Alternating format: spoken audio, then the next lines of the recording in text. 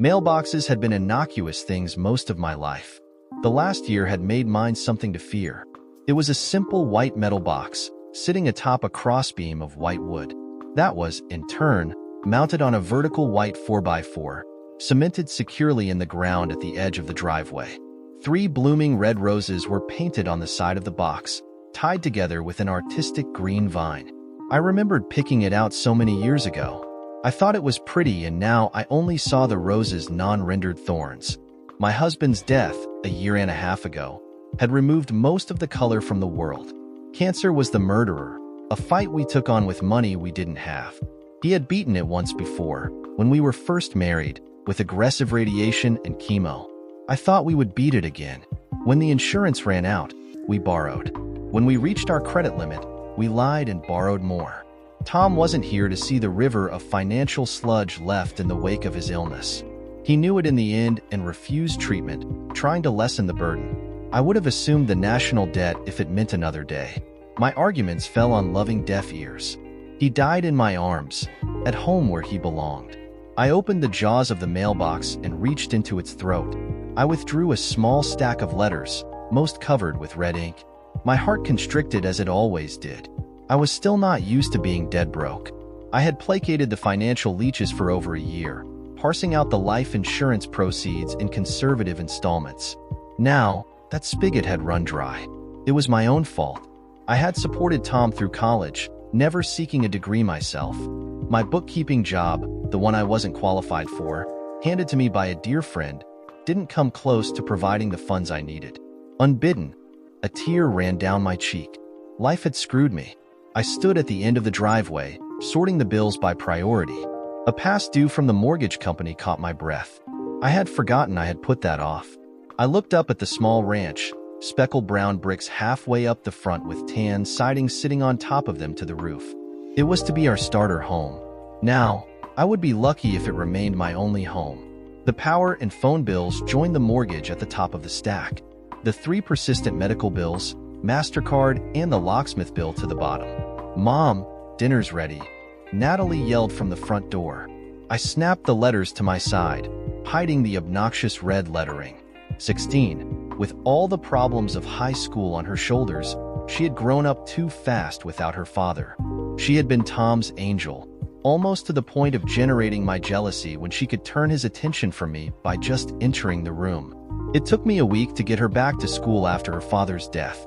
Now, he was a cherished memory, and the thought of boys Tom would not approve of had become her world. "I'm coming, honey," I said with a forced smile. Trying to hide from Natalie how poor we had become was exhausting. She already had enough problems with homework and the cruel rite of passage of high school. I wiped my eyes after she ducked back into the house. As I moved up the driveway, I caught, out of the corner of my eye, my new neighbor, Jared Thompson, watching me. I looked over at him on his knees, trimming the edge of his lawn with shears. His eyes returned to his work as if I wouldn't notice. The bill of his baseball cap covered any need for him to acknowledge me. A strange man. I had met him briefly when he first moved in 2 months ago. The conversation was difficult since he never really formed complete sentences. One-word answers that disallowed me from politely finding out anything about him. Besides a few hellos and waves, we hadn't spoken since. Jared was just as cryptic with other neighbors. He was a mystery to the neighborhood. We had deduced he lived alone simply from the lack of seeing others and no additional cars. Some of the furniture he moved in seemed to have a woman's touch, but no woman followed. His distinguished graying sideburns clashed with his youthful face. The guess was that he was in his early 40s, possibly divorced. I guessed widower, since I surmised the furniture would have followed the wife in a divorce. There was a shadow of sadness around him that created a barrier to anyone trying to dig deeper. I knew death does that to a person. Jared didn't lift his head again, so I aborted my friendly wave and entered the house. "Smells good." I smiled at Natalie. She had taken over the dinner duty. I breakfast. It made life easier, and I dearly needed easier. After a full day at work, cooking wasn't exactly a chore I looked forward to. It was Natalie's hunger that made her offer her services. We wouldn't be eating until after 6 if she waited for me to play chef. She, of course, would starve to death by then. Suggy's Pizza offered me a job, Natalie said. not looking at me. I sucked in my breath, putting the letters face down on the kitchen counter. The school year had barely started. A summer job was one thing, but this could hurt her grades. She knew I wouldn't approve. That was why she was concentrating on stirring the noodles. "Honey, I don't think that." "I'm going to accept," Natalie interrupted. She turned to me, almost a woman. "I know what's in those letters you try to hide. I can at least buy my own clothes and gasoline." My throat swelled up. "These aren't your problem," I choked out, pointing at the letters. "Your job is to get good grades and build a future." She turned back to the noodles. I realized I hadn't said no. It's Friday night and 8 hours on Saturday, possibly one other night if someone calls in sick, Natalie continued. "I'm old enough now, so it's done." My eyes began to feel misty. "I don't want that for you," I said firmly, with a mother's authority. "And I didn't want Daddy to die either," Natalie said softly. I saw her shoulders jerk as she said it. I went to her as I lost control of my tears. She turned to me, her own tears just beginning. I held her, my daughter, my life, a woman in all but age. "It will help," I conceded between sobs. We had a long-needed cry. Some of the noodles burnt to the bottom of the pan. Natalie insisted on knowing how deep underwater we were. I spent dinner telling her half of it, which was twice as much as I should have told her. At her age, the sums seemed astronomical. She must have been thinking thousands, not hundreds of thousands. I was making daily calls to forestall a bankruptcy that would see us lose our house.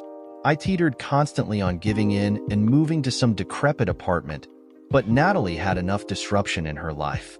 "Why didn't you tell me sooner?" Natalie asked. Her eyes were wider than a 16-year-old's should be. "I'm your mother," I answered, as if that explained everything. I fell back on the useless cliche. "You'll understand when you have children of your own." She would, but that was, hopefully, many years away. "But you bought that stupid magazine subscription," Natalie said incredulously. "It was for a fundraiser for her school." "I didn't want you to be the only one who didn't sell one," I answered weakly. It was stupid vanity. Some idea that Natalie would be lessened if she didn't sell a subscription. "That's silly," Natalie said, then tilted her head slightly. "Thanks." I smiled. It was the thought that counted. "Are we going to have to move?" "Maybe," I said quietly. In time, the answer would be yes. I wasn't sure how much longer I could hold off the inevitable. It was actually better to have it out in the open. I felt like a failure, but I didn't see it in Natalie's eyes. "I'm sorry," I added weakly. She hugged me again. At least the truth had the benefit of us seeing eye to eye for once. I listened to the recording and decided to continue in English. The menu was rattled off, and I chose 3 for customer service. A year of paying things late, and you learn the systems. Not all late payment penalties are the same. You can get most removed with only a simple phone call. Tri-Deed Mortgage was such a company. This call would be fairly embarrassing since it would be my 3rd attempt at getting a penalty removed. I had the depressed real estate market working in my favor. Foreclosing wasn't a profitable endeavor for mortgage companies when a mortgager's equity was almost non-existent. Mine was in that category. Tri-Deed Mortgage, this is Monica. How may I help you? The voice was pleasant. They always were. I decided the truth was in order. They can't squeeze blood from a stone. "Hi, Monica. This is Linda Henderson," I started, returning the friendly tone. "I received a late payment notice with a $78 penalty yesterday. May I have your address, please?" Monica interrupted before I started my begging. I rattled it off and waited as I heard her typing it into the keyboard. Not a good sign. My payment history will come up on the screen before I could plead my case. "One moment, please," she said before putting me on hold. Generic background music started. I waited a couple of minutes and, thinking I was lost in their phone system, almost hung up to try calling back. "Mrs. Henderson?" Monica came back. "Yes." A long wait is never a good sign. "It seems there was a timing error. The bill was generated before your payment was processed. You may destroy that bill with our apologies." Monica sounded contrite. I was dumbfounded. I'm sorry," I stuttered. "I'm a little confused. I was calling to get the penalty removed." "As I said, Mrs. Henderson," Monica repeated. "The computers get ahead of us sometimes and bill erroneously. We apologize." The title department is clearing the mortgage, and you can expect to receive the deed in a day or so." I dropped the phone. Betty, my cubicle mate, looked over. I quickly picked up the receiver. "My deed?" I asked stupidly. "Yes," Monica continued. "We received the balance of the loan on April 7th. It takes up to 10 days to be cleared and verified by our title department. Again, we apologize for the error. I know how a bill like that can make you feel, especially when it's unwarranted." I almost hung up. I was about 10 years old playing Monopoly the last time I had a bank error in my favor. My moral fiber kicked in. I had to force it out. There. I didn't. I took a deep breath and started again. "Monica, I didn't pay off the loan. Honesty is painful sometimes." "Oh." Monica paused for a second. "One moment, please."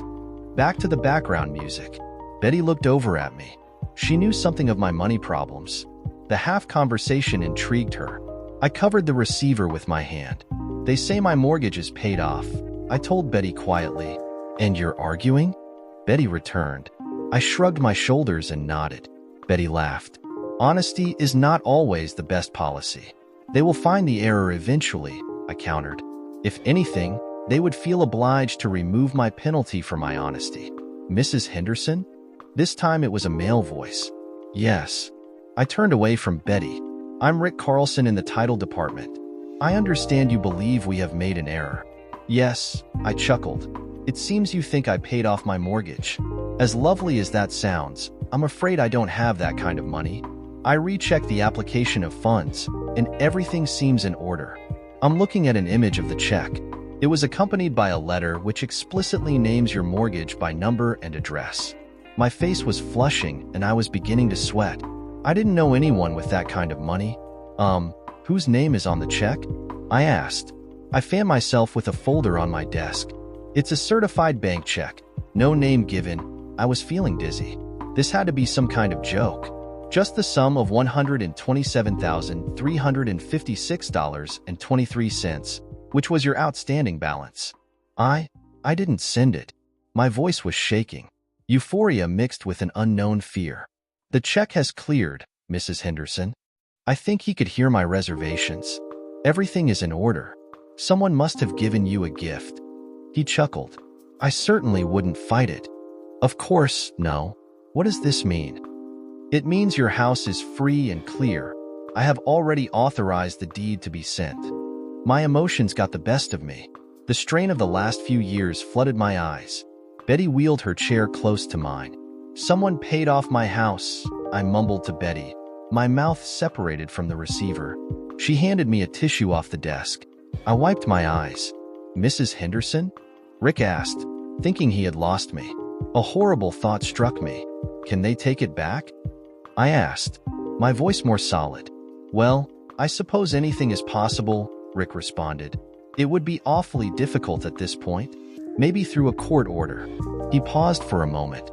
"If you truly didn't send the money, then I suppose there might be tax implications." "Taxes?" I asked. "No one ever gave me money like that before." "I'm guessing. I'm not a tax guy," Rick replied. "You would have to talk with a CPA to find out. So I don't have to send you any more money?" I wanted verification. I wanted it written in stone. I wanted to make sure I wasn't dreaming. "No," Rick answered clearly. "Your loan is repaid." I concluded the call there, thanking him, while I wondered if I was dreaming. "Who paid off your mortgage?" Betty asked, when the receiver was back in the cradle. "I have no idea," I responded. "Whoever they are lovely and wonderful." I looked at Betty. I was near bankruptcy. Hell, I was bankrupt. "Do you think they want something from you?" Betty continued. "I don't know." I sighed longingly, allowing my mind to realize my paycheck would go much, much farther. There was a light, a blessed light, at the end of my debt-ridden tunnel. "I have nothing of value." "Sex," Betty joked. "I'm sure I wouldn't command that much," I laughed. I hadn't been with anyone since Tom's death, too much debt, and all the stress that goes with it. Dating wasn't high in my thoughts, not that I could imagine replacing Tom anyway. "Your organs then," Betty continued. "That's it," I laughed. "They want my kidney." "I'm happy for you," Betty said as a friend. "You deserve a break." I nodded, then pointed at Mr. Brewster, who was coming down the aisle. We quickly returned to our terminals and began processing accounts receivables. I had trouble not smiling. I had no idea why someone would do such a thing for me, and I realized I didn't care. It was the best thing to happen to me in years. I was going to wallow in it while I could. I spent my lunch with Betty trying to guess who would have done such a thing. The only people we knew with that kind of money didn't really know me. The owner of the company I worked for, Franklin Construction, was one. I had only met him once. He was a nice guy with a nice wife and a whole litter of kids. There was no way I was on his radar. I had no close relatives left in the world. I believed there might be a great aunt, by marriage, still living. I only knew her by an old picture. I met her once when I was 5. She had to be in her 90s. I couldn't imagine. If she did have the money, she would have given it to me anonymously. I doubt she even remembered me. In time, I would find out. I promised Betty she would be the first to know. Everything felt lighter. I would be able to pay off a few things and begin to catch up on the medical bills. I owed someone big. It was a different type of debt, one without dollar signs. I stopped off at the locksmith's on my way home. It was a one-man shop. Randy was that man. His wife, or at least I assumed she was behind the counter with him. They looked like they were getting ready to close. "Good evening, Mrs. Henderson," Randy announced when I walked up to them. How he remembered my name, I had no idea. "Hi," I smiled, my newfound wealth spilling out in happiness. "I'm here to bring my account up to date. I'm sorry about the slow payment." His wife gave me a forced smile. I sensed she found slow payments to be a very bad thing. Randy just shrugged it off. "How is that new lock holding up?" Randy asked. "They ever catch the person?" He was speaking about the break-in. Someone had taken a crowbar to my back door 4 months ago, damaging the old lock. It happened while Natalie was at school and I was at work. It scared us for a few weeks, but we got over it. "The deadbolt makes us feel safe. Thank you," I answered. "They never caught anyone, and we still can't find anything missing. I guess they tried to rob the wrong house." I really didn't have anything of great value. Yard sale items at best. I brought out my checkbook. I left the bill at home. "How much do I owe you?" $168.50, his wife rattled off from memory. I could tell she wasn't pleased with me. "I'm sorry it took so long," I repeated to his wife. She softened a little in her eyes. I filled out the check and handed it to her. She accepted it gracefully. It felt wonderful to clear another debt, even if it was one of the smaller ones. Yesterday, it was as insurmountable as the Himalayas. I pulled into the driveway and got out to raise the garage door. The opener broke about 6 months ago, taunting my weak arm strength. I smiled, thinking I might be able to afford getting it fixed soon. I could always stall the medical bills longer. They understood as long as I continued to make small payments. I was still swimming in debt, but now I had a good set of flippers to keep me on the surface. "Mrs. Henderson?" Jared Thompson surprised me by appearing out of his landscaping. His jeans had wet stains on the knees. His gloves were smudged with green. He must have been pulling weeds. "Evening, Jared. Please call me Linda." "Linda?" He started again. It sounded nice coming from his mouth, almost like he enjoyed saying it. I feel awkward, never being a parent, but I thought I should say something. I know I would want to know if I was a parent. I could see he was uncomfortable, almost shying away from his intent. This had something to do with Natalie. I wasn't sure I wanted to hear what he had to say. "What is it?" I asked. With my smile gone, he looked even less confident. He looked at his hands for a moment, then looked back up. There was determination in his eyes when they returned to mine. "Your daughter, Natalie, is it?" Jared started. I nodded and crossed my arms under my chest. "She has a visitor every day after school." I remained expressionless, wondering where this was heading. I wasn't sure if anger was appropriate. I know I wasn't enamored with him sticking his nose where it didn't belong. He must have seen it in my face. "I'm sorry, it's not my place. I'm invading your family's privacy." Jared turned with full intention of walking away. "What is it, Jared?" I asked, trying to keep my venom under control. He was right, it wasn't any of his business. But now that he had started, he had to finish. He turned back, his lips pursed. I could tell he regretted starting the conversation. "He's an older boy," Jared continued. "I don't mean to say that anything is happening, but he always leaves before you get home." He shook his head, looking disgusted with himself. I, on the other hand, was now interested. "It's just that I thought you should know. The kid drives a Lexus, a rich kid. Every day, I just felt, look, I was young once. If I had been a rich kid, I suspect I would have. I'm sorry, I guess I am really out of line here. You've been watching my house?" I asked. He raised his hands up near his chest and started backing away. I had put too much ire in my voice. It wasn't directed at him. It was directed to Natalie. She just wasn't there to receive it. "I'm sorry, I was just trying to clean up the yard," Jared confessed. "I see things. I tried to let it go and probably should have." His face was flushed and his eyes contrite. Retired old man, with too much time on his hands. "Maybe I should get some cats." He continued backing away. It looked like he wished he could run away. "No," I said more calmly, "you were right." I added a fake smile since I couldn't find a real one. "I don't like hearing it, but it's something I should know." "Thank you." He forced a smile and waved as he made a quick exit. It had embarrassed him greatly. I still had my arms crossed. I dropped them self-consciously and struggled to lift the garage door. "Who is the boy?" I asked Natalie. She was pulling chicken out of the oven. "What boy?" "The boy," I said sternly.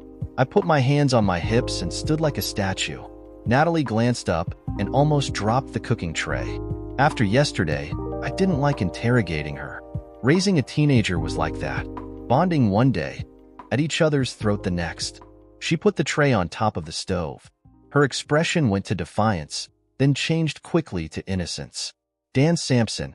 He's a senior," Natalie said with a semblance of pride. My instincts got the better of me. "Are you sleeping with him?" I hated myself when it came out of my mouth. I should have asked it like a friend. It sounded more like an accusation. "Mom!" Natalie almost shouted. I stood there, my glare on full. I still wanted to know the answer. Fear of the answer, fear of a barrier between my daughter and fear of my own failure as a mother was running through my mind. "No," she answered quietly.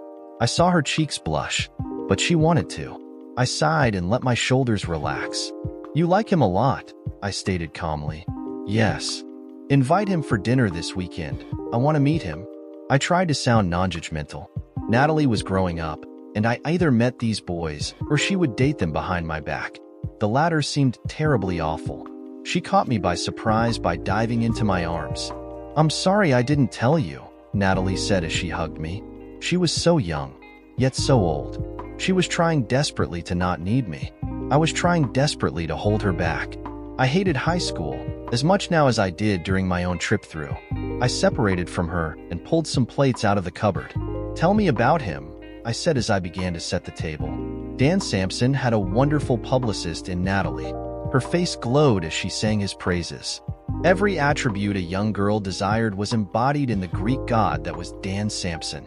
Tall, slim, rich, had his own car, dances well, and every other girl at school was green with envy. I had to smile. It was the same look she had at Christmas 10 years ago. Tom had bought her a golden retriever puppy. Somehow, he had kept the dog quiet through the night and surprised Natalie in the morning.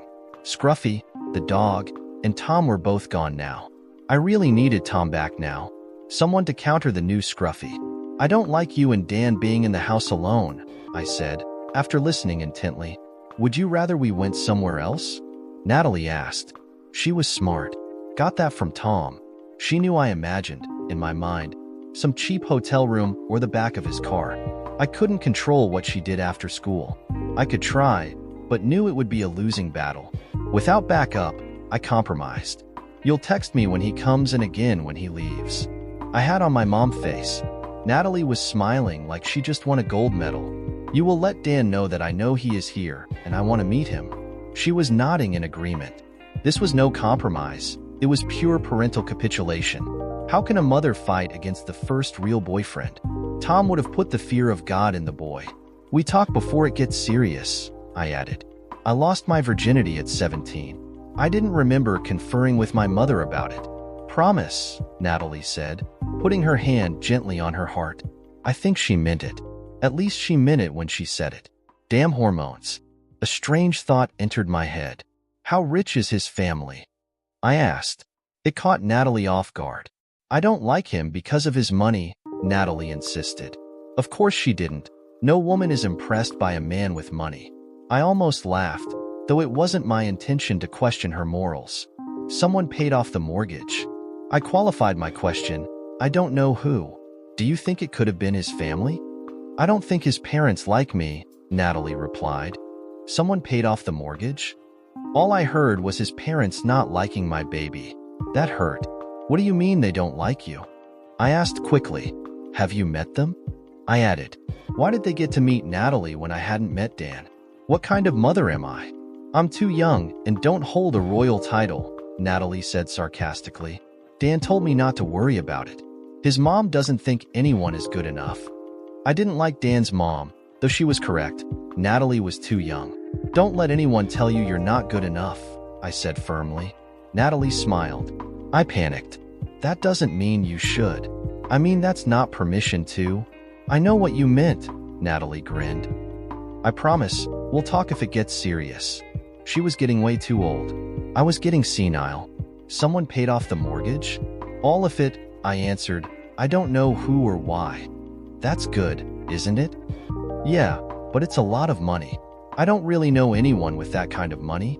I shrugged my shoulders.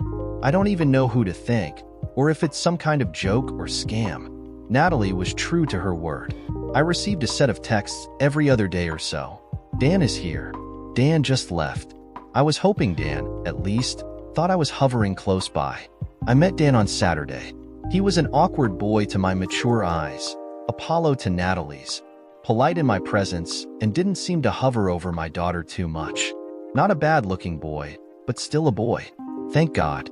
Overall, I was uncomfortably satisfied. It was the best I could do. She was still my baby. It was Thursday when more revelations appeared. My no longer feared mailbox coughed up 2 checks in non-red-inked envelopes. It was 2 medical companies returning my last partial payments. The computer-generated invoice claimed I had overpaid. My unpaid balance was reduced to 0. I knew I should feel joy. Fear filled me instead. I dialed into MasterCard's computer system and requested my balance. I wasn't surprised to find out I was flush with an overpayment.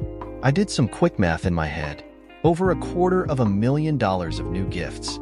I was shaking when Natalie came in the room. Everything is paid off? Natalie asked, after I told her why I was scared. I think so, I replied, still in shock. Who is doing this? Natalie asked. I shook my head.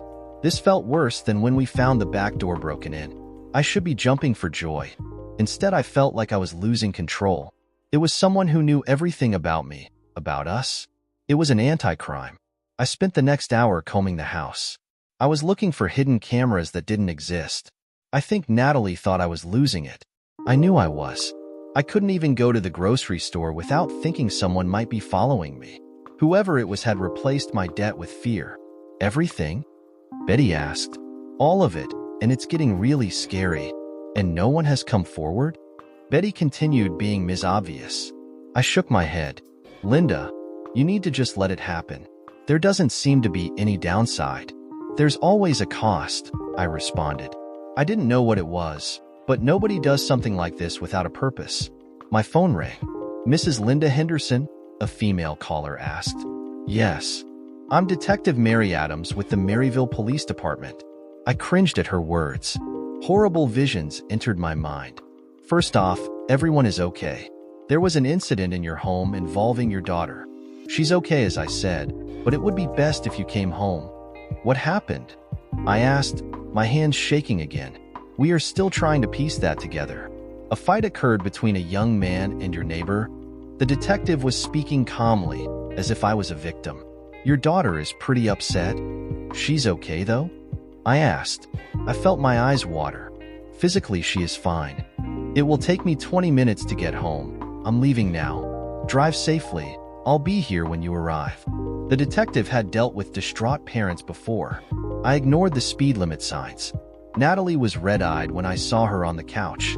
Tears began anew when she saw me. My tears followed. My baby was hurting. A petite woman, gun holstered at her side, rose from the couch and stepped away as I pulled Natalie into my arms. We cried and I didn't even know why. What happened?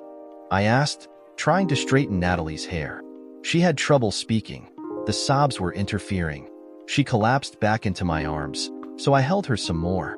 She calmed after a while. Dan and I were talking and Natalie obviously left out part. I told him I wasn't ready. She started crying again. I hated his whole family. I held my daughter. He said he was tired of waiting. I thought he was going to break up with me. The tears began flowing heavy again. Oh God, I hated Dan. Then he grabbed me. It hurt and I screamed. Natalie couldn't continue. From what I understand, the detective interjected. Your neighbor, Mr. Thompson, heard the scream, entered the house, and separated the two. A fight between Mr. Thompson and Mr. Sampson occurred. Mr. Sampson had to be taken to the hospital. I had a sudden, deep appreciation for my nosy neighbor. I thought he was going to kill Dan, Natalie cried. I had to pull him off when Dan stopped moving. Natalie was shaking more than I. If I was home, Dan would have been dead. I knew where the kitchen knives were. I pulled Natalie closer. It's okay now. I lied as any mother would. I was about to add I'm here now, but it would have fallen falsely out of my mouth. I wasn't here when it happened.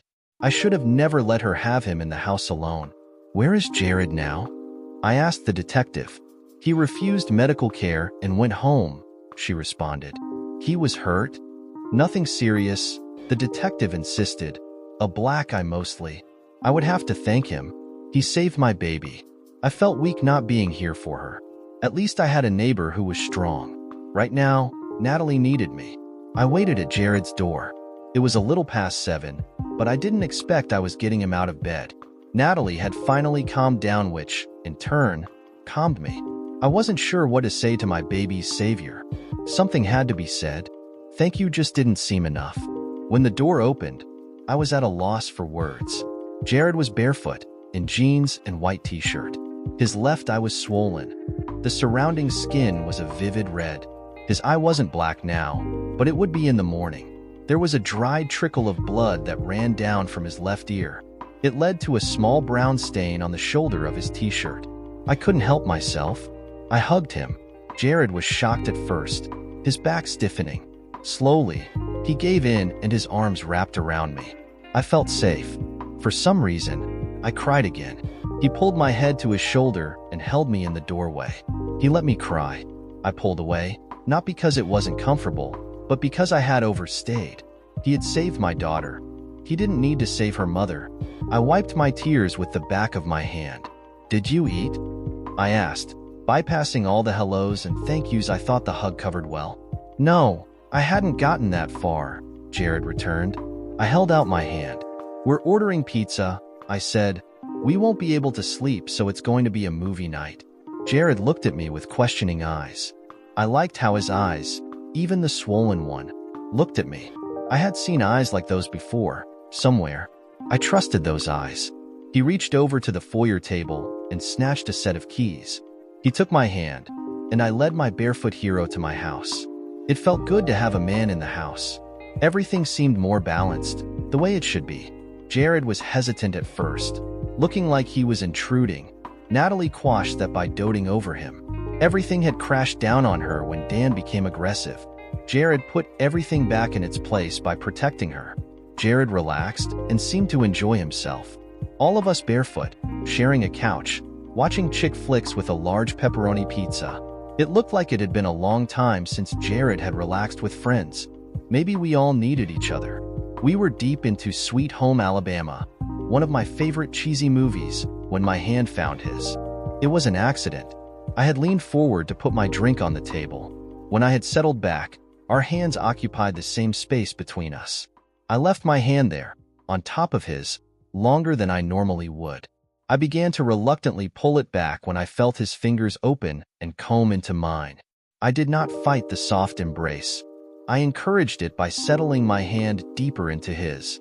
It was the first hand I had held since Tom had passed away. I had needed human touch more than I realized. Jared looked over to me. His face held concern, an almost forlorn look of a boy who had taken things too far. I didn't want to lose his hand. I smiled. He relaxed and returned my smile. He confidently squeezed my hand and settled comfortably into the couch. My smile was all the permission he needed. His return smile burned deeper than he would ever know. I had been without someone too long. "I am so thankful you were here for Natalie today," I said when Natalie excused herself to use the bathroom. Our hands were still entwined in each other's warmth. "I didn't like the look of that boy," Jared admitted. "Something about him seemed off." He gave me his embarrassed look again. "I kind of worked on your side of my house when he was around. He was nosy and protective. You knew something like this would happen," I said. I pulled his hand onto my lap and wrapped it with my other hand. I wanted to keep it. "I wish I would have listened when you warned me." "Boys will be boys," Jared said, shrugging his shoulders. That kid just looked overconfident, cocky, like he wouldn't accept the word no. I don't know what overcame me. The way he talked, the way he had protected my baby, his logic analyzing a situation I had screwed up. His reluctant strength overwhelmed me. My aggression was completely out of character. I leaned into his lips and kissed him, praying I didn't seem as desperate as I felt. His lips went from confusion to desire in a heartbeat. His hand broke from mine, ran up my arm to cradle my neck. I leaned into it as my passion surprised me. He wanted me. The doorbell rang. I broke the embrace and let out the breath I was holding. Jared was smiling, his eyes, the swollen one included, lost in mine. The doorbell chimed again. "You better get that," he said softly, running his hand down my arm. I stood reluctantly, not wanting life to interfere. "I better get that," I repeated him, and nearly ran into the table on my way to the door. I blushed when I saw Natalie silently smiling in the hall. God, she saw that. What she must think of me. I just danced on her father's grave. A tidal wave of guilt washed through me. I had just kissed someone who wasn't Tom. Detective Adams was at the door. I looked at the clock. It was 10:30. "I'm sorry to intrude," the detective said. "Your lights were on, and I'm trying to locate Mr. Thompson." Flustered, I opened the door wider. "He's here," I said, welcoming her in with a wave of my hand. The detective entered reluctantly. I could see she really didn't want to be here. "I'm sorry, Mr. Thompson," the detective said, holding up a piece of paper. "I have a warrant for your arrest." "What?" I asked louder than I intended. Natalie came out of the hall and moved quickly to the couch. I don't know what she was intending, but tackling Detective Adams may have been part of it. "Mr. and Mrs. Sampson are friends with the district attorney." The detective sounded apologetic. She wasn't enjoying this. "Their son is still unconscious. They are upset. They don't agree with your daughter's version of events. I have to take you in on assault and battery charges." I was speechless. "They think I lied?" Natalie asked, her eyes fuming. "That scumbsucker tried to." Jared stood, still smiling from the kiss. He patted Natalie's shoulder to slow the start of her tirade. "It was not unexpected," Jared said calmly. "Do I have time to make a call?" "Of course," Detective Adams answered. Her posture relaxed at Jared's easy compliance. "I came myself to try and make this easier." Jared pulled out his phone. "This can't be happening," I said, and closed the door loudly. "Is this because they have money?" "I'm sorry," Detective Adams repeated. "I don't make the rules. I just enforce them." "But it isn't right," Natalie added. I moved to my daughter. "Will our statement stop this?" I asked. "They won't tonight," the detective replied. "I am sure it will get straightened out in time." "Frank, it's Jared. Sorry to wake you." Jared began his phone conversation.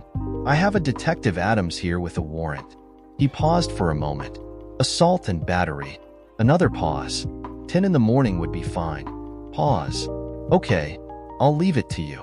He put his phone back in his pocket and smiled to the detective. "If you wait a few minutes," Jared said calmly, "I think we can avoid the arrest part." His confidence was unwavering. "I have a few minutes," the detective smiled. My confusion must have shown on my face. "I have good lawyers," Jared said to me, then looked back to the detective. "I thank you for not sending a uniform. I wasn't really anxious for the flashing lights and handcuffs." "You expected this?" I asked. "My lawyers did," Jared responded. "Of course, they thought it would be tomorrow." The Sampsons moved quickly. That was the second time he used the plural for lawyer. Who has multiple lawyers? I had thrown myself at someone I knew nothing about. A few minutes later, Detective Adams's phone rang. She picked it up, listened, and smiled. She put the phone back in its belt holder. "Well, Mr. Thompson, you do have very good lawyers." There was pleasure in her voice. "You have a 10 a.m. appointment tomorrow at the Municipal Building, room 316. The warrant has been rescinded." "I appreciate your tolerance, Detective," Jared said with a smile. I think Detective Adams was blushing. I didn't like how she was looking at him. She was wearing a damn wedding ring. I looked down at my own hand. I had never removed mine. More guilt. I showed the detective to the door and said goodnight. Jared followed behind her. I didn't want him to leave, but I knew he shouldn't stay. "Good night, Natalie," Jared called as he neared the door. "Good night," Natalie smiled. Jared looked at me. For a second, I thought he would kiss me goodnight in front of Natalie. "Slower next time?" Jared whispered. He smiled softly when I nodded. He leaned closer to me and whispered again. It was a really nice kiss. I felt my face flush and could only give him another smiling nod. I didn't dare open my mouth. Something uncontrollable would have come out. I let him leave with only an awkward wave. I was a guilty idiot who wanted more. "Ah, honey," I said to Natalie, "what you saw. I didn't mean for that to happen." I wasn't sure what to say. I had already lied to her. I meant it to happen. I know I did. "Dad would like him," Natalie responded softly as she sat back down on the couch. She was right. He was Tom's type of friend. I think my daughter was giving me permission. I smiled at her. After all she went through today, she was thinking of me. She grabbed the remote to finish the movie as I moved toward the couch. We both knew the whole movie by heart. It was a comfort food for the soul. I sat down, my daughter still looking at the remote. She looked up to me. "He has lawyers, Mom," Natalie observed. "Very good ones. I think you do know someone with a lot of money." My head snapped back to the door, like I expected Jared to still be there. The loss of control swamped me again. "Who is he?" Natalie asked. As she set the remote back on the table, the movie still paused. Natalie and I searched the internet, Googling Jared Thompson. The number of links was staggering. I was expecting to wade through hundreds of useless links to find something remotely connected. I was wrong. My mouth opened as his picture appeared, suited up like a banker. It was an article in Forbes from 5 years ago, titled, "Another Billionaire Born." Jared had founded a very successful internet security firm. I glossed over the technical aspects and concentrated on the story. It was a rags-to-riches story. He came from modest roots, working his way through college doing odd jobs. There were a few landscaping jobs listed which seemed to still suit him. He graduated at the top of his class and embarked on entrepreneurial success. He had sold the firm, thus his wealth. Another article speculated the company would collapse without him. Other articles mentioned the sale was forced, something about an accident. I Googled again, adding the term accident. "Oh God," Natalie commented. A picture of an SUV, crushed to half its size from the passenger side, was at the top of an article from a Seattle newspaper. The article talked more about the dangerous intersection than the occupants. Reading deeper, it mentioned that Jared was hospitalized and his wife was declared dead at the scene. I covered my mouth and tried not cry. The next link had the same picture. It said Jared was in intensive care and not expected to survive. The dates on the accident articles were about a year prior to the sale of his company. After the sale of the company, there was nothing about Jared. We did find an obituary about his wife, Cynthia. She was buried in Seattle. There was no mention of children, only parents and a sister. We tried to find additional information, but only retrieved more of the same. There were some early articles about the growth of his firm. Nothing seemed to exist after the sale of the company. At least, nothing internet-worthy. Why would he give us money? Natalie asked. "We don't know that he did," I replied. Natalie gave me her "are you stupid" look. The look all kids' perfect freshman year. "Well, we don't," I reiterated. Even I knew it was a weak argument. Jared became, in my mind, a little scary. Something didn't add up. Why would a billionaire buy the house next to mine? Why would he suddenly pay off my debts before we had even said hello to each other? He defended my daughter with all he had.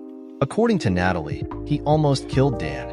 Now I kissed him, and he enjoyed it. I liked it, and it terrified me. I kept Natalie home from school and I called in sick. I barely slept, my mind reeling from a guilty kiss I couldn't forget. Natalie had passed out on the couch after midnight. In the middle of a movie neither of us was watching. I covered her with a blanket and watched her sleep. Dan would have ruined her. I knew that in my heart. No matter what Jared's motives were, he had saved my baby. I owed him everything for that. If he had truly paid off my debts, I owed him for that. I had nothing to pay him back with. That kiss. Why did I do that? I knew if Natalie wasn't in the house, I would have gone further. I shook my head. The thoughts didn't go away. Slower next time? He asked me. Tom, please forgive me. I made a big breakfast that morning, something I rarely did. Usually we survived on cereal or a toaster pastry. I needed to feel more like a mother. I hadn't been there when Natalie needed me, but I could be here now. I broke out the waffle maker. It hadn't seen the light of day for a couple of years. The smell that filled the kitchen was warming, very homey. It brought Natalie from the couch. I'm late, Natalie said, moving slowly. You're staying home today, I said. I already called it in. Natalie smiled. Her hair was all bunched up from the couch. This was family, albeit a small one, but family nonetheless. I couldn't help but smile back. Waffles was a really good idea. That smells good. Natalie was practically drooling. I put a waffle, the second one I made, on her plate. The first one was a little deformed, so I kept it for myself. Butter, syrup, and some orange juice. I felt more motherly.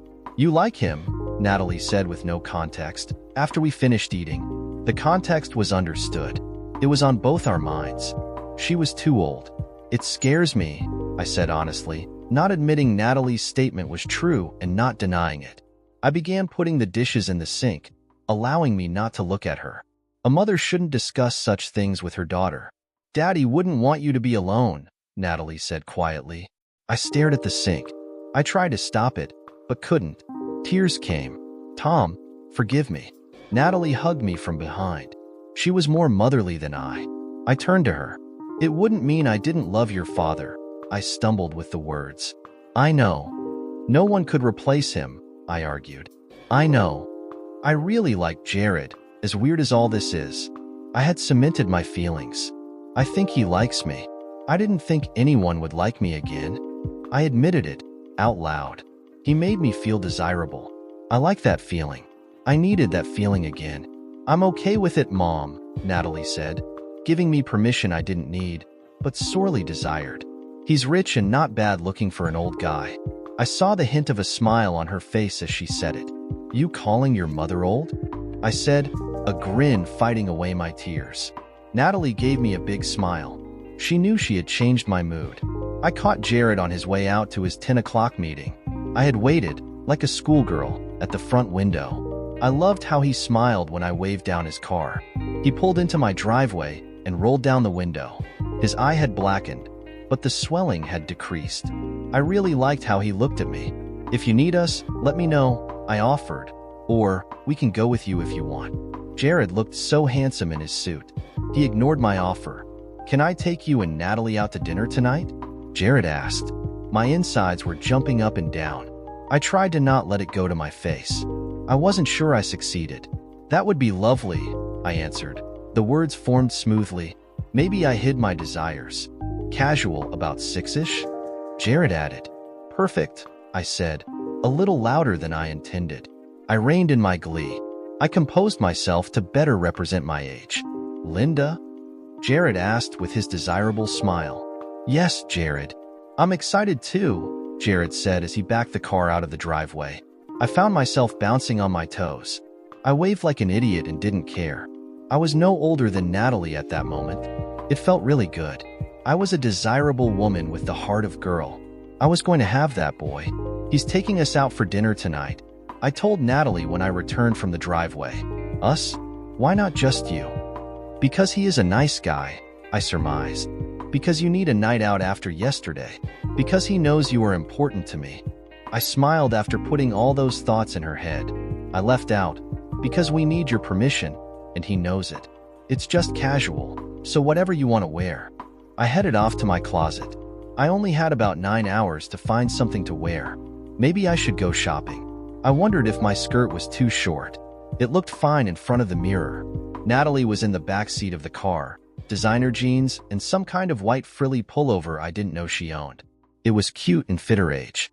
Jared went with an olive green polo tucked into pleated khakis. He hadn't stopped smiling since we got in the car. Played hooky today, Natalie?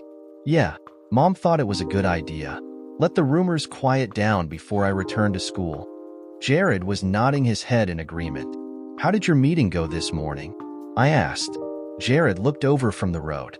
His eyes fell to my knees, then snapped up to my eyes. My skirt was too short. I think we all agreed that pursuing assault charges was heavy-handed, Jared smiled. Dan is conscious and decided it may not be wise. Turns out he turned 18 a couple of months ago. Jared glanced back at Natalie. He insists he wasn't planning what you thought he was. He lets you off the hook, if I let him off? Natalie asked. She put the pieces together faster than I did. Don't worry about me, Jared said. If you want to drag him through the mud, do it. He deserves that much and more. Natalie didn't respond. I looked back to see her aimlessly looking out the window, thinking. Jared didn't push it any farther. I straightened my skirt and tried to make it longer when I stepped out of the car at the restaurant. Jared was coming around the vehicle, so I could easily hide my efforts.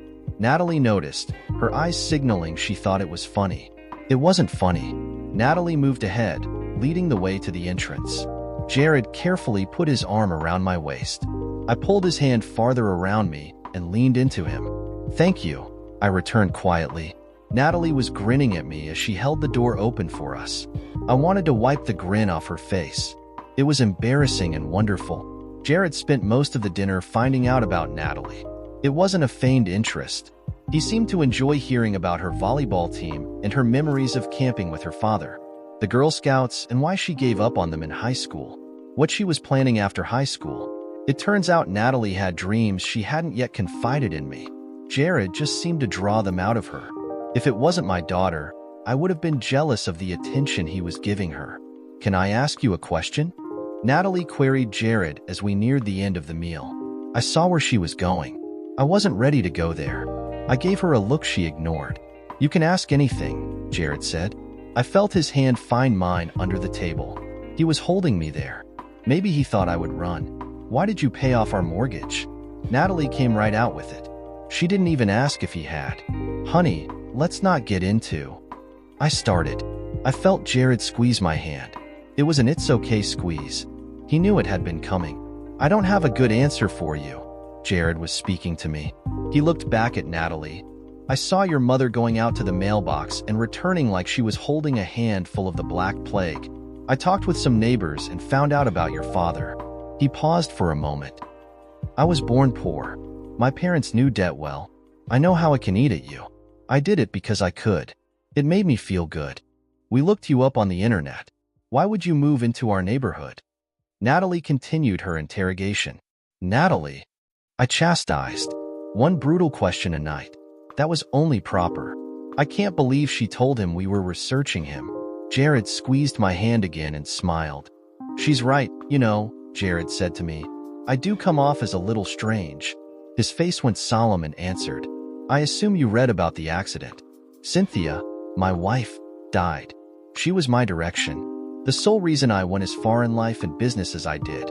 When I got out of the hospital, none of it held meaning anymore.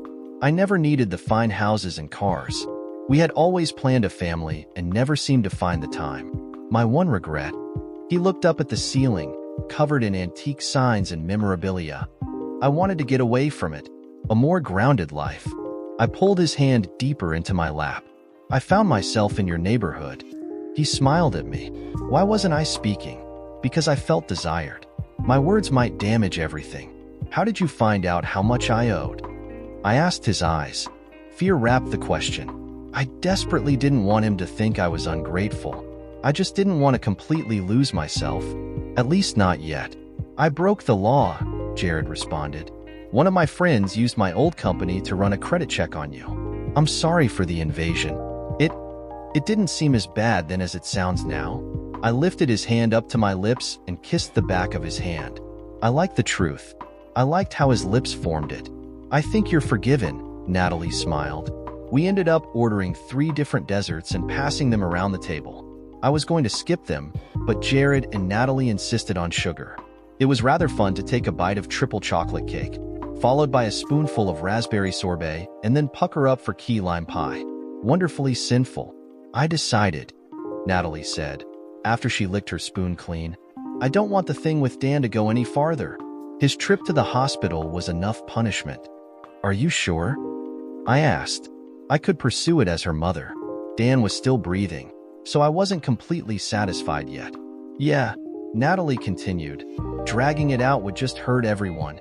I would be happy to never see him again. You will see each other in school, Jared said. It may be difficult. I can deal with it, Natalie smiled. I'll just say we broke up and aren't speaking to each other. It's easy enough, since I never want to talk to him again. Jared and Natalie looked over to me. If that's what you want, I said reluctantly, but if he comes near you again, or makes up stories, I'm going to change my mind. My lawyers can arrange it, Jared added. We will let it drop if Dan keeps his distance with no disparaging remarks. Natalie nodded. Okay, I conceded. It was probably best if we put it in the rearview mirror. At most, Dan would have only been slapped on the wrist since Jared had ended it before it got too far. What did he say to you in the parking lot? Natalie asked, once we were back home. Nothing, I said, trying to remember if he said anything when we left the restaurant. He said something. Natalie laughed. You were all nervous in the car. Then suddenly you were glued to his side with a silly smile. She meant when we first got to the restaurant. My face warmed. Ah, he said I had lovely legs, I said, remembering how good it felt. You were swooning, Natalie smiled. I was not, I argued. Natalie just nodded, wearing a stupid smile. He just caught me off guard. Same stupid smile. Was it obvious? Everyone in the restaurant knew. Oh God, I sighed. I was excited.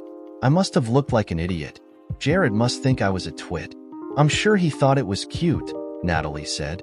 Cute? I was a woman, not a little girl. I wasn't going for cute. What was I going for? I have to apologize, I said. I didn't want Jared thinking I was an idiot. I started heading to the door. For being cute? Natalie asked. For excited like an idiot, I replied, ire in my voice. It had been too long since someone, a man, had commented on my looks. If Jared thought one comment would have me begging, he was sorely mistaken. I marched over to his house. A jumble of words ran through my mind. I just needed to set him straight. Nothing over the top, just slow it all down. Let him know that I wasn't easy. He was a nice-looking guy, but I needed time. The door opened before I finished knocking. Soft brown socks, khakis, and an untucked olive green polo shirt. I looked up, his lips parted in curiosity, his eyes filled with me. All my words left me. I swooned. I haven't been with anyone since Tom died, I stammered. You've been driving me crazy all night, Jared said. I leapt into his arms, almost knocking him over. He embraced me. His lips and mine merged forcibly. I wanted him. I didn't want to go slow. I parted my lips. He hauled me deeper into the house and kicked the door closed. I wish I could stay, I said, thinking of Natalie. I didn't want to leave, but I couldn't stay. Can we slow things down again soon? Jared asked. He had that boy in his face again. I kissed me from laughing. I hope so, I said, projecting my desire to Jared, somewhat quietly at first. I don't want Natalie to know how much I enjoy this moment. Did you straighten things out? Natalie asked when I returned home. I was trying to look casual. I also didn't want to get too close. I smelled of Jared. It was a wonderful smell I wished to keep to myself. We have come to an agreement, I answered cryptically. I was lucky Natalie's nose was buried in a school book. She probably didn't even realize I had been gone for over an hour. I'm going to hop in the shower, I said, backing down the hallway. I examined myself. I was an average and weren't bad for a lady my age. Overall, I had it going on. The thought shocked me. I was basically happy with myself. How shallow am I to allow my self-worth to be defined by a man? But what a man. The way he lost himself in me. The way I lost myself in him. Screw it. Define me, Jared. I climbed into the water and ducked under the stream. It hit me with the warm water. Forgive me, Tom, I was going to fall in love again, and he ran in and saved her? Betty asked. She had been grilling me most of the morning, trying to figure out why I was called away, and then took another day off. He beat him unconscious, I added. He protected my baby. He's single? Betty asked. I blushed and nodded. You didn't. What? Look at you, Betty commented. You're all aglow. After what happened, there could only be one reason. I blushed brighter. Get your mind out of the sewer, I whispered, trying to get her to quiet down. I turned back to my work, ignoring her wide grin. I was glowing, walking on clouds. It didn't mean everyone needed to know why. Mrs. Henderson? I turned to see a young man in flower livery. He was carrying a rather large vase filled with yellow roses and white calla lilies. I hadn't received flowers in years. I'm sure it showed on my face. Thank you, I gushed, moving the vase to the end of my desk. I breathed in the fragrance, a smile glued on my face. I think I bounced on my toes. Sewer, huh? Betty whispered. I ignored her and took the small envelope from its plastic stem. It contained a note and a gift card from an expensive downtown clothier. The note made me smile. I don't know your size yet. What does that mean? Betty asked, reading over my shoulder. Her smile was infuriating. None of your business, I chastised as I tucked the note away. Bastone Appendia Baitai. That's a really expensive store. I can't even afford to look in the windows at that place. Sure, I said, waving her back to her computer. I tried to move back to my work. Betty was holding my chair, not allowing me to roll back into position. Oh, my God. Betty mouthed. He's the one who paid your mortgage. I rolled my eyes. How did she decipher everything so fast? You're telling me everything at lunch. She let go of my chair, then suddenly pulled it back again. Everything. I swore Betty to secrecy at lunch. To be truthful, it felt good to share everything. Well, almost everything. I kept details about the couch private and replaced them with a single euphemism. She listened intently as she chewed through her chicken salad sandwich. Something's not right, Betty said. I didn't want to hear that. You're telling me this super rich guy just happened to buy a small house next to yours, decides to eliminate your sizable debts before even saying hello, saves your daughter who he was keeping an eye on, and then you two go it like rabbits. I blanched at her words. Jared's reasoning sounded good at dinner. The connection we made felt real enough. It's not like that, I defended. You're taking it all out of context. You had to be there. Betty smiled and gave up on her analysis. Was it good? Betty whispered. The way she said it left no doubt what she was talking about. I leaned in so there was no chance the other tables could overhear. Like the first time, I whispered back, without the fear, and we knew what we were doing. Ooh, Betty sighed. Now I'm jealous. She paused a moment. So, what did the note mean? I wasn't going to tell her everything. So, I skillfully skirted the issue. Jared was perfect. We kept our physicality from Natalie, though she had seen small showings of affection. He insisted on coming with me to Natalie's volleyball games and any other event where parents were welcome. At first he was calm, intent to be with me and watch the game. Over time, he became boisterous, cheering Natalie on and yelling at the blind referees. Natalie and Jared would get into deep discussions about strategy and what he thought the coach should be working on. Jared glowed when Natalie's team won and pouted when they lost. Natalie was struggling with math. Algebra was her nemesis. I understood the bulk of it, but had trouble passing the knowledge on. Somehow, we ended up being nasty with each other every time I tried to help. It had been a much easier in grade school. Jared, on the other hand, was patient and always seemed to know the exact difficulty Natalie was having. He showed her ways of handling the problems that triggered something beautiful in her mind. She would begin her homework with a frown and end it laughing with Jared. I saw it happening and I encouraged it. He was bonding with Natalie in the most wonderful way. Though I hadn't told him so, my heart was already bonded to his. My skirt-loving hero. I was waiting up. I don't know why. It was well past 2 in the morning, but I waited by the window. I couldn't sleep and I worried about Jared. Somehow I had gotten it in my head that it all could end in a heartbeat. It was stupid to try to find holes in my happiness. I knew it.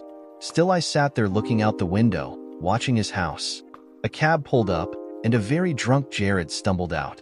He had been at a bachelor party for an old friend. I had never seen Jared have more than 2 glasses of wine. I almost laughed, watching him try to pay the cabbie. He was obviously having trouble reading the denominations on the bills. I hurriedly slipped on some shoes.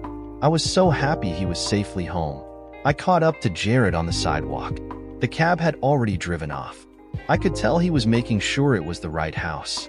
I laughed as I wrapped my arm around him. His smile was sloppy, but honest. "I had to leave my car," Jared slurred, pointing off somewhere behind him, like the direction might help me divine where his car was. He was smashed. "We need to get you inside," I said, kissing his cheek. I was so happy he had left his car. "I don't want to lie anymore," Jared said. "There were strippers there." Again he pointed behind him. I started to steer him to his front door. The word "anymore" bothered me, but I wrote it off as too much to drink. "You have nicer legs," he drooled. I smiled at his inebriated compliment, even though he was comparing me to strippers.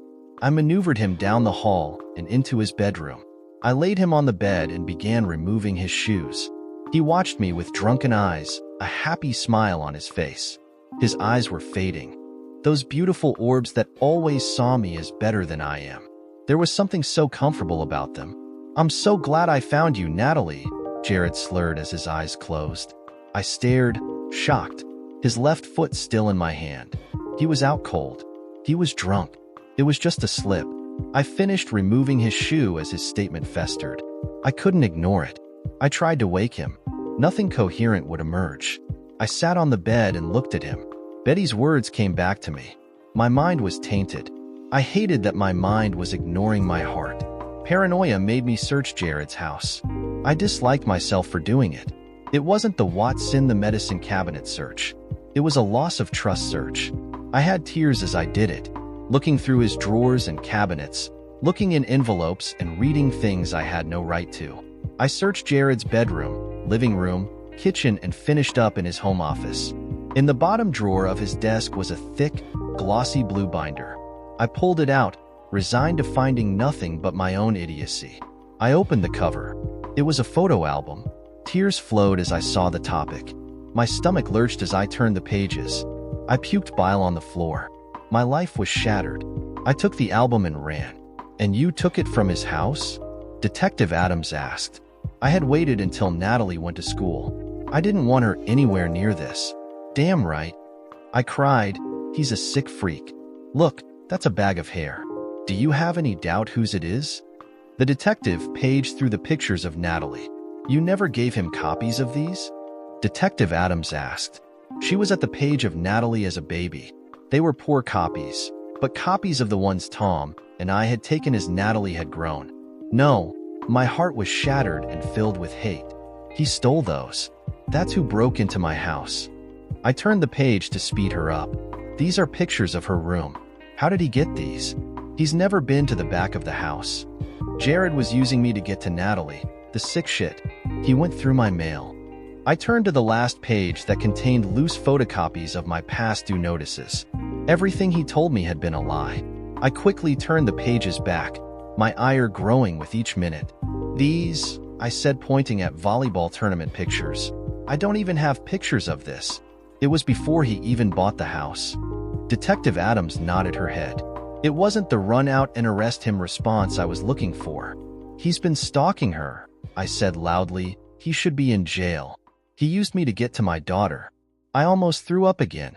Memories of being naked with Jared. The lies, my gullibility. It hurt beyond measure. The worst mother ever. The doorbell rang. I knew who it was. "Arrest him," I pleaded. "Get him away from us. Can't I get a court order or something?" The bell rang again. "He can't be on my property if I don't want him to, right?" I asked, pointing to the door. Panic was rising. I hadn't slept all night. The detective wasn't moving fast enough. Detective Adams rose to answer the door. "You can't be here, Mr. Thompson," Detective Adams said once the door opened. Anger flashed. "Get out of here, you sick shit," I yelled. The detective blocked the door and started moving Jared back. "I'm buying a gun," I continued loudly. "Come near Natalie and I'll use it." I saw the fear in Jared's face. He had been caught. I wanted to see him suffer more. Detective Adams moved outside with Jared, her hand near her revolver. Maybe he would try something and she could shoot him. She closed the door. I ran to the window. She led him back to his house, seemingly talking calmly. Jared was covering his eyes with his hand. He knew he had it. I hoped it hurt more than it hurt me. Nothing could hurt so much. I waited at the window for the detective to return. 30 minutes later, a sedan pulled up to Jared's house and two men in suits got out and entered his home. Probably his lawyers. He would need 1 million of them. No money in the world could protect a stalker. An hour later, another sedan. This one had FBI markings. A man and woman emerged and entered the house. 10 minutes later, Jared, in handcuffs, was led to the FBI car and put into the back seat. He looked terrible, face dejected. I hoped his hangover was a monster. Detective Adams returned a few minutes later. He's done it to others, hasn't he? I queried, happy to see the feds haul him off. Not exactly, the detective said softly. He was arrested for computer crimes. He confessed to breaking into some secure systems. The FBI booked him on wire fraud. He's after my daughter, and you arrest him for hacking? I asked incredulously. I wanted him hung. The detective looked reluctant to answer. He has also confessed to breaking into your house. The detective didn't have any confidence in her voice. He also admits to making copies of the photos and your bills. You can pursue charges if you wish. When the feds are done with him, we will prosecute. He won't fight it. She felt sorry for him. I saw it in her eyes. The bitch was taken in just like I was. He had her hair. I argued, fighting with the world. The district attorney and I are convinced Mr. Thompson is not a threat to Natalie, the detective continued. It sounded practiced. That's what he does, I yelled. He sucks you in with charm. You're on his side. The detective looked dejected. I'm not at liberty to say much more, the detective added. He is going to put the house up for sale. He won't return to it. Let us know if you want to pursue charges. I wanted him hung. Detective Adams moved toward the door. You bitch! My anger was overflowing. Maybe he'll come after your children next. The detective stopped. She shook her head, then continued to the door. I ran out of words. I wanted a chasm to open up and suck them all to hell. What was I going to tell Natalie? The last 2 men in her young life were scum.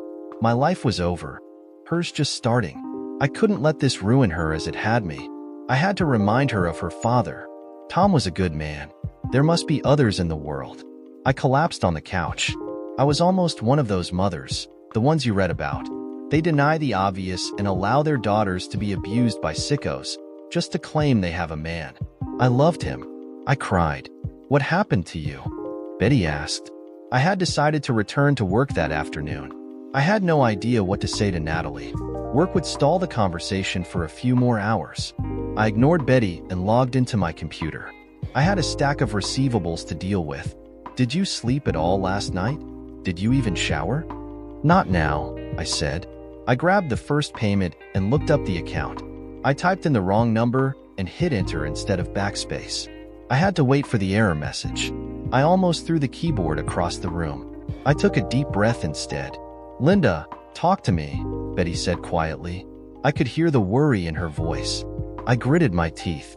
I wanted to be angry. No more crying. I turned, maybe too quickly. Stop, I yelled. Betty jerked back. It was too much. She turned back to her work. I had hurt her, and for some reason, it felt like sharing. I turned back to my work. I processed the next 20 or so payments in silence. I barely saw the numbers, eyes to fingers, then hit enter. Bypassed the brain. Such a worthless tool. It can't even tell the difference between love and a con. You were right, I said hoarsely, turning to Betty. Betty turned to me, a makeup smudge under her eye. I had hurt her. Something wasn't right. She didn't slide over like normal. She kept her distance. I deserved that. He was after Natalie, I added. Oh, God, Betty said, covering her mouth with her hand. She slid her chair next to mine. I'm sorry. I apologized. It's been a long night. I found a photo album full of pictures of Natalie in his house, even some of her hair. Betty gasped. What did he say? I didn't talk to him, I admitted. I called the police instead. The FBI has him now. Thankfully, I will never see him again. I looked down the floor. He broke into my house to get some of the pictures. He's been lying the whole time. I felt my throat constrict. I forced it loose. The FBI? Seems he hacked some computer networks. Wire fraud, I filled in. Something's not right, Betty commented. I already know that. How did he pick Natalie out? Betty thought out loud. He's a billionaire. Couldn't he just buy a young girl if that's what he wanted? Who knows what goes through a sick man's brain? He spent $500,000 on your debts, Betty kept going. Why would he do that if all he wanted was Natalie? It would have been easier to rescue her from a broke mother. He was just trying to get close, I responded. I was less confident. More money than brains. I'm so sorry, Linda, Betty said, then hugged me. It was a nice hug. I liked it better than sharing the pain. Hi, Mom, Natalie said brightly. Spaghetti for dinner. She pointed to the covered pot on the stove. I could smell garlic bread cooking. I tried to call Jared to see if he wanted some. He hasn't called me back yet. I had the worst conversation of my life. Natalie insisting I got it all wrong. She threw the album across the room. He never looked at me that way, she yelled. I couldn't blame her. He had fooled us all. I thought I was done crying, but I had hardly started. Natalie locked herself in her room, certain I had done something to chase him away. I threw the burnt garlic bread away. The spaghetti went down the disposal. No one was eating tonight. Jared Thompson had ruined us. Natalie hadn't cooked dinner in weeks. It's not that I expected her to cook my meals. It was the participation in the us I missed. Her friends, always important, became critical. I was shoved somewhere behind the math teacher she hated. I didn't pursue charges against Jared. He had kept his word and put the house up for sale. The sign went up a week after he was arrested. There were no bites yet, even though the asking price was well below market.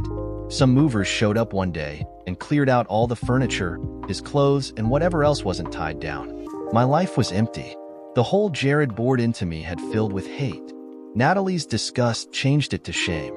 I hadn't cried in days. It would have been better if I could. Betty talked me into a new haircut, shorter than I was used to. She thought it would give me a new outlook. It gave me nothing but less hair to wash. At least my walk to the mailbox wasn't misery. It was Saturday. I was home alone since Natalie had spent the night at a friend's.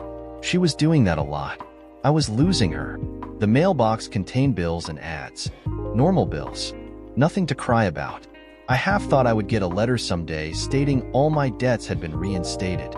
So far, Jared showed no retaliation. Not that he had any moral grounds to retaliate.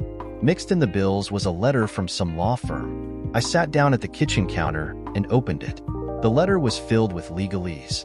It seemed official, so I spent some time deciphering it. A medical lab system had been compromised. By law, they were notifying all patients of the breach. Percy Labs was the name of the company. The name rang a bell, but I couldn't place it right away. Tom had so many doctors and so much lab work done. The letter continued to say that a breach had been contained, and, to the best of their knowledge, no personal data was used for illicit purposes. There was a number to call for more information, and free credit monitoring was offered. It was the bottom of the letter that confused me. Patients affected. Linda Henderson. I couldn't remember using Percy Labs. My current doctor sent a pap smear to Tri-County Labs. I started backtracking my history. All our medical stuff seemed tied to Tom. I would have remembered if it was the second round of cancer. I wouldn't have paid it and would have received many late notices. Maybe I did pay them if the charge was small enough. But it was my name, not Tom's. Natalie chose the moment to walk in. She looked at me, her eyes still happy from her night out. Maybe she would talk. I desperately hoped. Hi, have a good time? I asked. Natalie smiled. My heart lifted. Yep, Natalie said as she set her bag next to the door. You wouldn't believe who Candace likes. She moved to the other side of the counter and sat down. Gossip. Normal, everyday gossip. Not David again, I smiled. I remembered Candace had an on and off thing with him. Natalie nodded and became animated. Her face lit up as she shared her night with the girls. I was in heaven. My daughter was a human again. Her eyes were looking at me, comfortable with what they saw. I hadn't seen eyes like that since Jared. Thoughts slammed into me. Memories flooded back.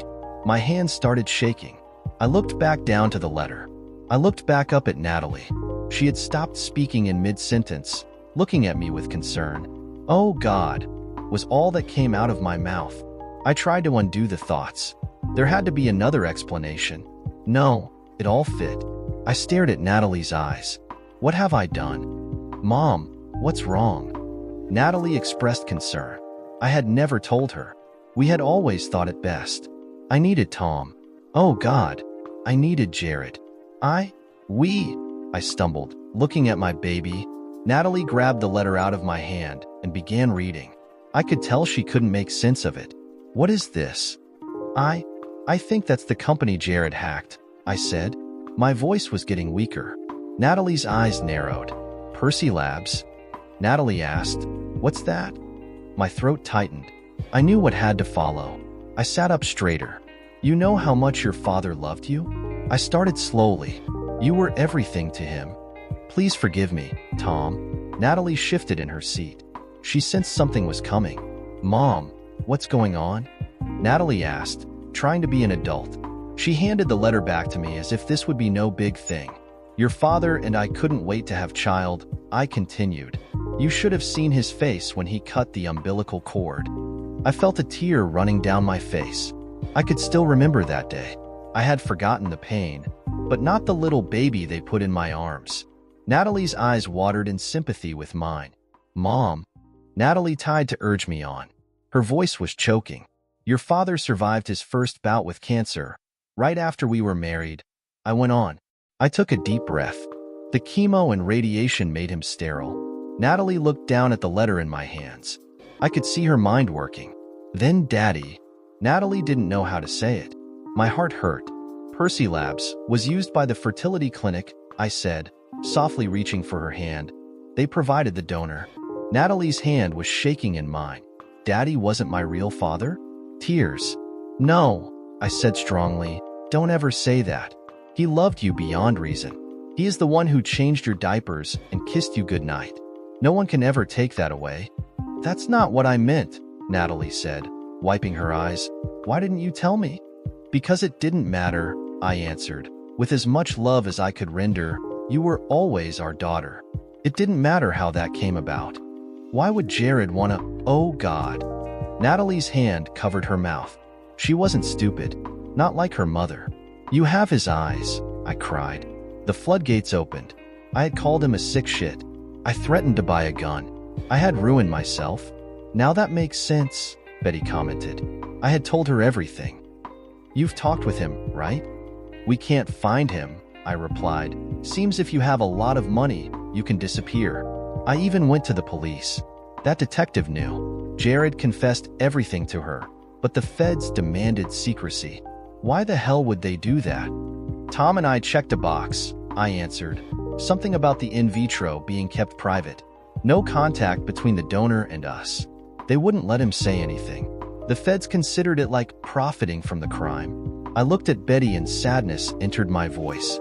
I said terrible things. I chased away the second man I ever loved. Betty smiled, completely out of place. "He'll find you," Betty said confidently. "He's prohibited." Betty shook her head, her smile increasing. "He broke laws to find his daughter," Betty continued. "He will do it again." She grabbed my hands. "He hacked into a company, broke into your house, and spent huge sums of money to ease his daughter's life. Do you really think he is going to stop now?" But nothing," Betty said. There was a scheme behind her eyes. "You just need to tell him where to meet you." Her confidence was overpowering. For once, I listened to her. I walked through the mall slowly. It was almost 3. If Betty was right, Jared had to be around here somewhere. I looked the fool wearing sunglasses and a floppy hat inside the mall. I completed the picture with arms full of shopping bags. I wondered if spies felt ridiculous when they tried to hide in plain sight. The mall was packed, mostly families and a lot of teenagers. I was moving slowly around the food court, looking at every man who was even close to Jared's height. Maybe Betty was wrong. At exactly 3, a bunch of teenagers leapt from their chairs and went into a synchronized flash mob sequence. It was sloppy, but humorous. Natalie had asked her friends to help and advertised it well in advance on Facebook. I saw an arm snap up, camera in hand. Jared had been sharing a table with a family. He had dyed his hair dark, a better disguise than I had employed. I was more nervous than I thought I would be. I walked to the table. Natalie's eyes were following me. I put my hat and sunglasses in one of the shopping bags and boldly sat next to him. Jared didn't notice me at first. His eyes had locked on Natalie's. She was the only one not moving in sync anymore. "She knows," I said softly. Jared blanched when he saw me. His eyes, Natalie's eyes, showed fear. He started to stand. I grabbed his hand to hold him there. "I am so sorry," I pleaded. "I was a fool." He settled back into the seat. "You were a mother," he stuttered. "The mother of your daughter," I cried. I didn't want the tears. They ignored me. "You set me up," he stated. I nodded, afraid I couldn't form a coherent sentence. His smile was glorious. It held all the forgiveness in the world. I didn't cry alone. I cried in his arms, on his shoulder. I had him. My boy was back. The family Jared had shared the table with had fled. I suspect the scene was confusing and more than the mother would allow her kids to digest. When I broke the embrace, Jared wasn't looking at me. He was staring at Natalie, who now sat across the table. "Your father was a good man," Jared said. Natalie nodded. "So is my other father." Natalie's tears were slower than mine. They came all the same. Jared was the only one with dry eyes. His smile must have forced the tear ducts closed. Jared's lawyers were good. Very good. With my permission, Percy Labs was threatened with a lawsuit for failure to adequately protect personal data. The lawyers hinted there were possible class action ramifications. Tom and I did check that box.